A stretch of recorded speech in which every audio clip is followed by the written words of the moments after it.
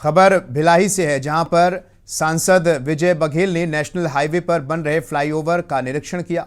वहीं निर्माणकर्ता कंपनी के प्लान की जानकारी भी ली है। नेशनल हाईवे के अधिकारी को जरूरी दिशा निर्देश दिए। इस दौरान उन्होंने अधिकारियों और ठेकेदारों को बढ़ रही सड़क दुर्घटनाओं को देखते हुए कहा कि किसी भी तरह की लापरवाही बर्दाश्त नहीं की जाएगी।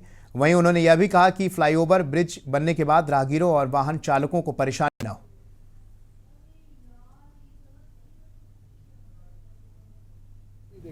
नहीं, बीच बीच में हम लोग सब लगे रहते थे, बीच बीच पे रिपेयर भी होता था, लेकिन इस बार बरसात इतनी ज़्यादा हुई है, ये तो सौभाग्य की बात है हमारे लिए, किसान भाइयों के लिए।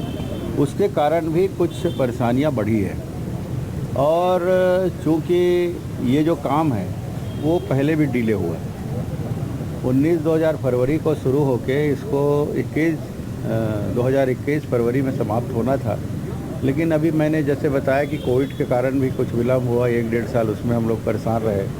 आवागमन की सुविधा बंद हुई, गाड़ियाँ चलना बंद हुई, लॉकडाउन हुआ और एक विविध स्थिति से हम लोग निकले। उसके बाद से काम फिर से शुरू हुआ। अब ये 3 एजेंसियां काम कर रही है। बढ़ेंगे अगली खबर की ओर, जहां बलरामपुर जिले में भी कांग्रेस की भारत जोड़ो पदयात्रा कार्यक्रम चल रहा है। जिले के शंकरगढ़ विकासखंड में सैकड़ों कांग्रेसियों ने 10 किलोमीटर पदयात्रा करके इस कार्यक्रम को चालू रखे हुआ है। वहीं पदयात्रा कार्यक्रम में शामरी विधानसभा के विधायक एवं छत्तीसगढ़ शासन में संसदीय सचिव चिंतामणि महाराज भी शामिल हुए थे। पदयात्रा में सैकड़ों की संख्या में युवा कांग्रेस और कांग्रेस कमेटी के सैकड़ों कार्यकर्ता शामिल हुए।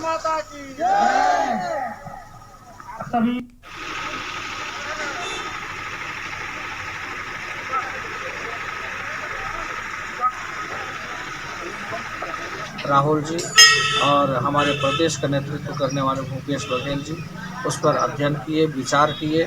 इसके बाद इस यात्रा का शुभारंभ हुआ, जिसमें हम सभी को, चाहे वो ईसाई, मुसलमान, सिख, जो भी हो, सभी को हम एक साथ जोड़ करके चलने का जो हमारा शीर्ष नेतृत्व तय किया है, उसी विचार को हम लोगों तक पहुंचाने के लिए 100 किलोमीटर एक विधानसभा में यात्रा हो रहा है। सभी विधानसभाओं में यात्रा हो रहा है, जिससे हम लोगों को जोड़ सकें। हमारा जो कांग्रेस का मंशा है उसको लोगों को हम बता सकें, जिससे लोग उसमें प्रभावित हो करके और उसमें समर्थन दें।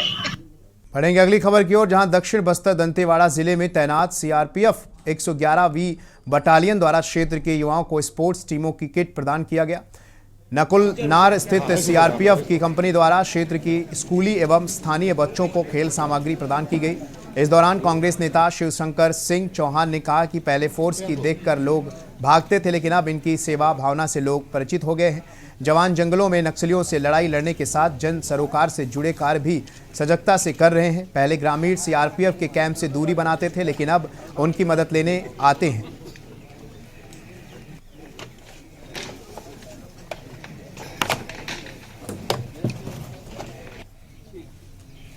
सर थोड़ा ऊपर कीजिएगा। 111 थोड़ा और थोड़ा।